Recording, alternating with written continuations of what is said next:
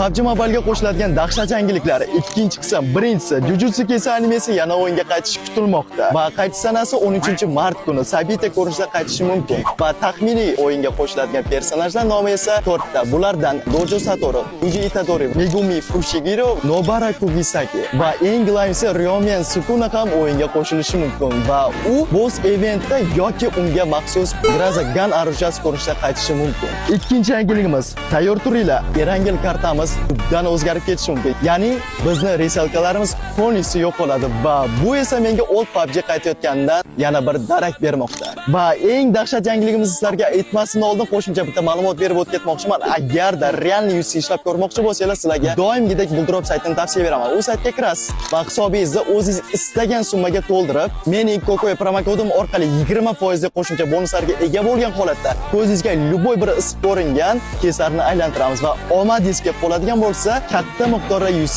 bemalol chiqarib olishingiz mumkin. Bu esa 100%. Faqatgina kreditga yoki qarzga o'ynashingizni umuman tavsiya bermayman. Va eng dahshat yangiligimiz juda ham ko'pchilik PUBG'larning orzusi Missiya B va Hadok o'yinga qo'shilishi katta ehtimol bilan kutilmoqda. Bu esa nerealniy bomba yangilik.